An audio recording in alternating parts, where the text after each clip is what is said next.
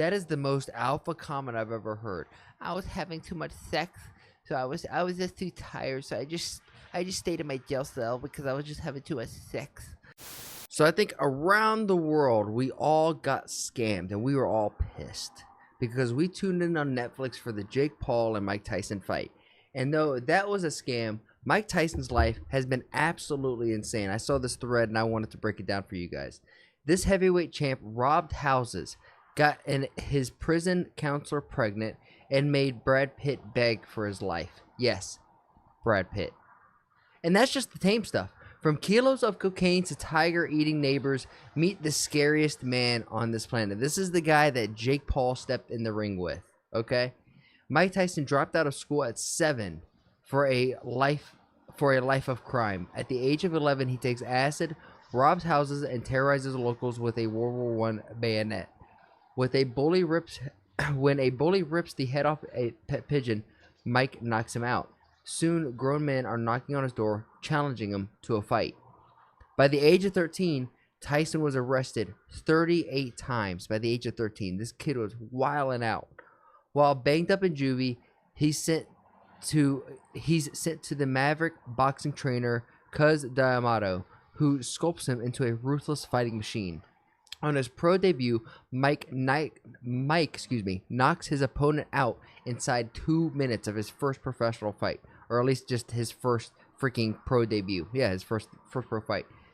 In 1986, Mike gets his shot in the heavyweight title. There's just one problem. He's got gonorrhea. Holy shit. I don't know if I had contracted it from a prostitute or a very filthy young lady. What's the difference?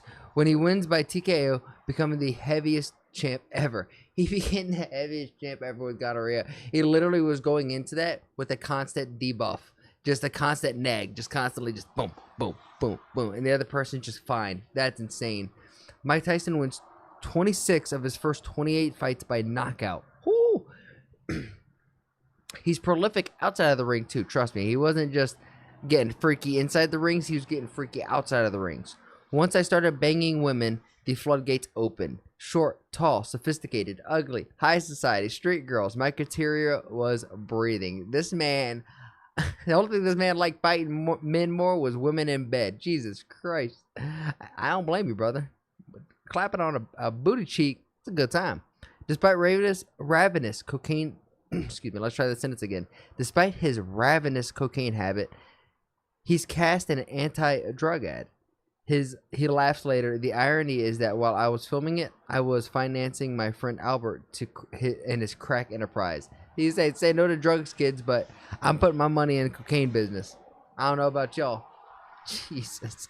In 1988, he marries actress Robin Givens. She claims they spent their first date in a pet shop. Mike remembers it differently. I wasn't petting puppies with her. I was introducing her to my friends, the heroin dealers. Oh my God. 2 years later, she accuses him of abuse and they divorce. See, there's two. She thought, she's like, oh, he likes pets, and he's like, hey, these are my friends. We like to sell drugs. You like to sell drugs? You like drugs?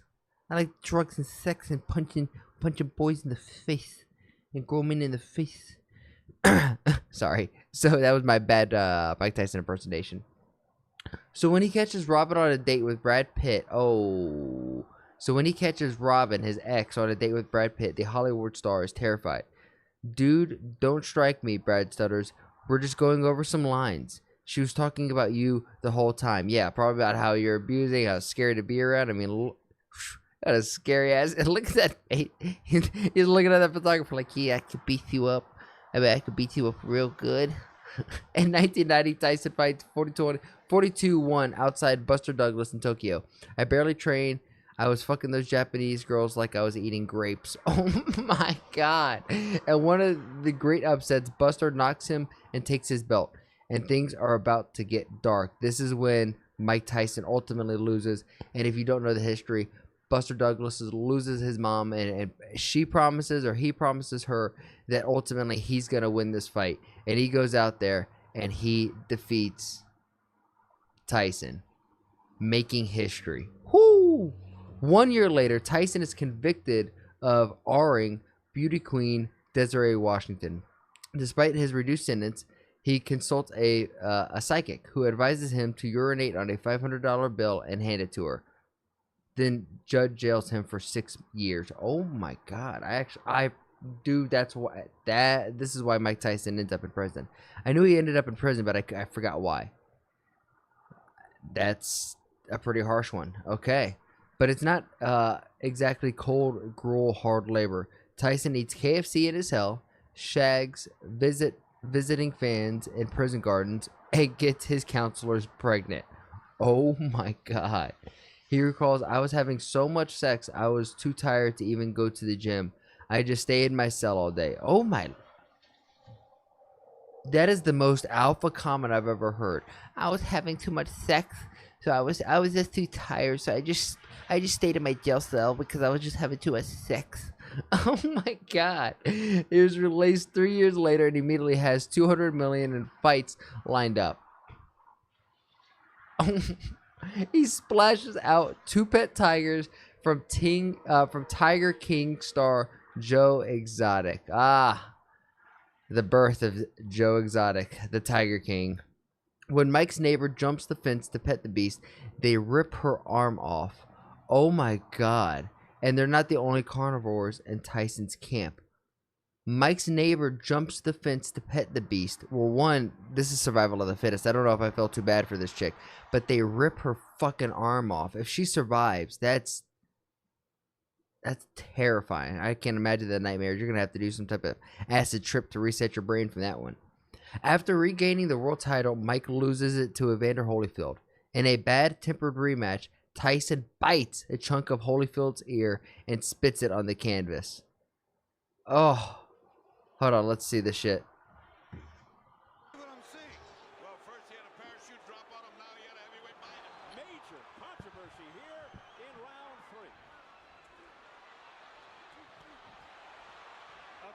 That might have been a nub.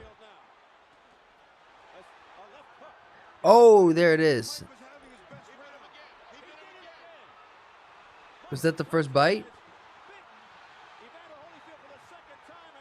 No, he bit him for the second time. You can hear the commentators. Oh my God.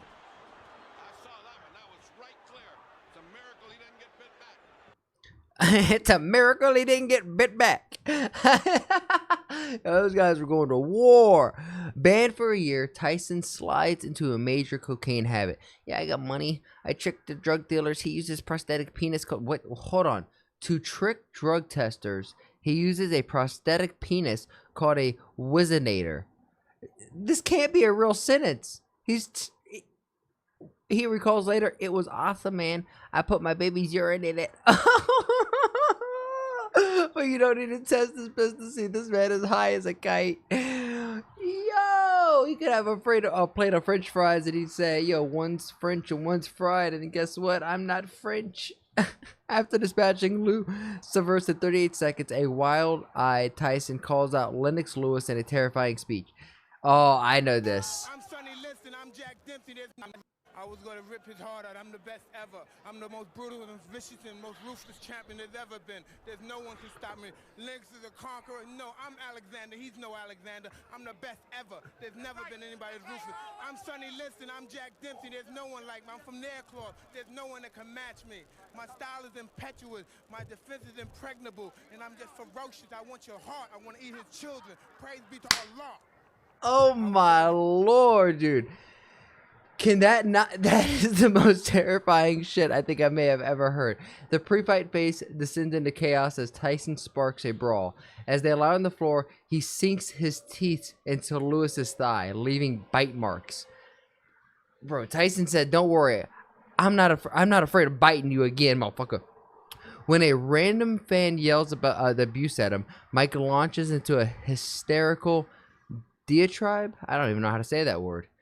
Lewis knocks a sluggish Tyson out in the 8th round, and within 3 years, he's retired. Despite earning $300 million in his career and declaring bankruptcy in 2003, owing $23 million, he moves in with a stripper and lives off cereal and chocolate bars.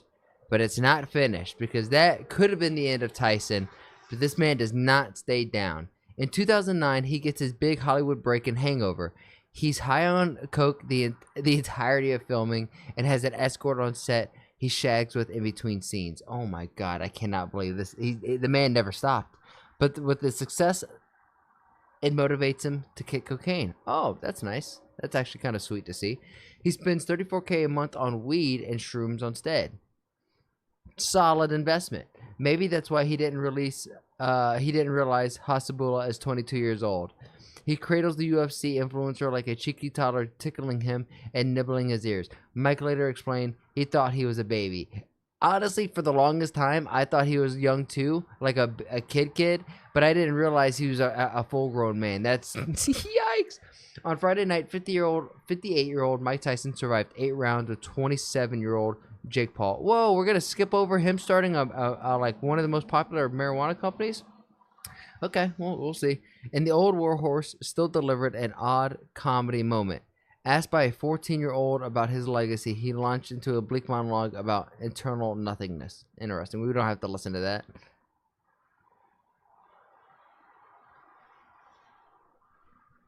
There's a few things that are missed out here. We do know that he like a few months before this fight, he had to have like 8 pints of blood done into his body, like dumped, and then put new blood back in. He had a major heart issue. I don't want to say he had a heart attack because I don't think that was the appropriate diagnosis of what he had. But Mike Tyson is one hell of a modern day Genghis Khan. Am I like, he is? I don't even know how to describe him in a video game character. Like, he is insane in the most respectable way. With all of this crazy past, I tend to say I'm a fan of Mike Tyson. I root for him.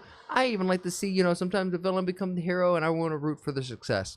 Because at the end of the day, I want to root for everyone's success, and because I think everyone, I'm good enough to have my own success off my own merit, and I want you to reach your own success off your merit, and together we can win together. And I'm not going to win because you're losing, and hopefully you don't have to win because I'm losing. But if you guys are picking up what I'm putting down, if you like the way the words are flowing out my mouth, please share this video with a friend, like the video, and I challenge you guys. Make somebody laugh today, and I'll see you guys in the next one.